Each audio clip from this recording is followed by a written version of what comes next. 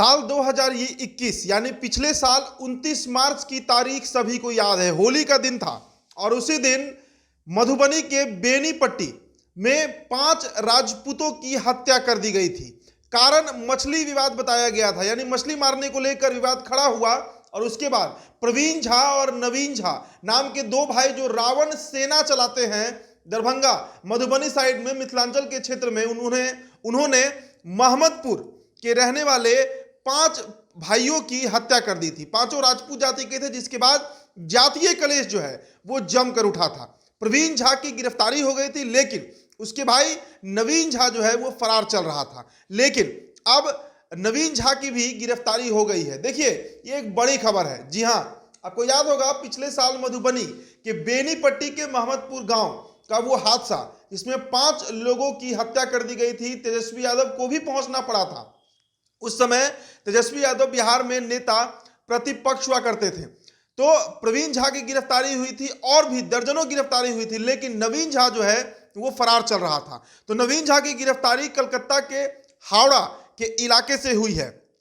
और आपको बता दें कि बेनीपट्टी के जो एसडीपीओ हैं अरुण कुमार सिंह, उन्होंने कहा कि महमदपुर कांड का जो मुख्य आरोपी नवीन झा है उसकी गिरफ्तारी पुलिस के लिए एक बड़ी सफलता है। उसकी गिरफ्तारी नहीं होने से पीड़ित पक्ष में दहशत का माहौल था। एसडीपीओ ने बताया कि नवीन झा पर बेनीपट्टी थाने में कुल 4 केस दर्ज हैं और सभी कांड में नवीन झा वांछित था। महमदपुर हत्याकांड के बाद गिरफ्तारी नहीं होने पर पुलिस ने कोर्ट के आदेश पर कुर्की जब्ती की कार्रवाई भी की थी। इसके बावजूद गिरफ्तारी नहीं होने पर मधुबनी एसपी की अनुशंसा पर पुलिस मुख्यालय से 50,000 रुपए का इनाम भी घोषित किया गया था। एसडीपीओ ने बताया कि नवीन झा के कोलकाता में छिपे होने की सूचना तकनीकी स्रोतों से मिल रही थी, जिसके बाद एसटीएफ की टीम को कोलकाता में कैंप कराया गया, तब जाकर गिरफ्तारी हो पाई थी।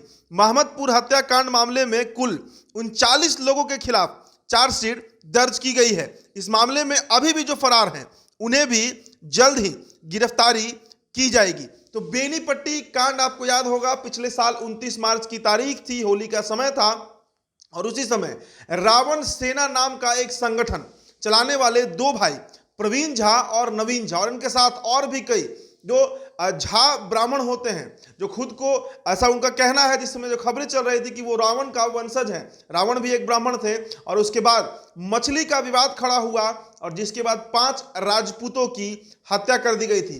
पूरा बिहार का राजनीति जो है उस समय तिलमिला गया था। नेता प्रतिपक्ष तेजस्वी यादव को महमदपुर पहुंचना पड़ा था।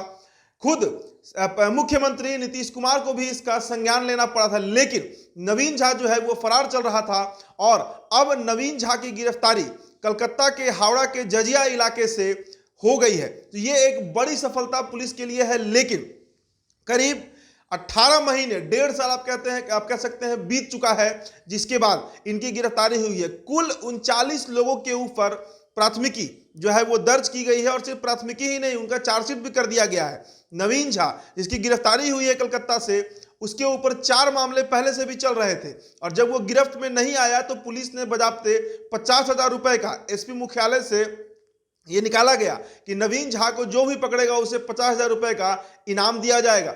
लेकिन फिर भी नवीन झा जो है वो पुलिस और प्रशासन के पहुंच से बाहर ही रहा, जिसके चलते जो मृत लोग थे जिनकी हत्या हो गई थी, उनके जो परिवार वाले थे वे बेहद दहशत में थे। वे डरे हुए थे कि कहीं नवीन झा फिर से उन पर हमला ना करे, उन पर अटैक ना करे। और इस मामले को लेकर पुलिस लगातार तफ्तीश कर रही थी, लेकिन अब जाकर पुलिस को सफलता मिली है और अब इस मामले में जो कोर्ट का आगे का कार्रवाई होगा वो भी हो सकेगा।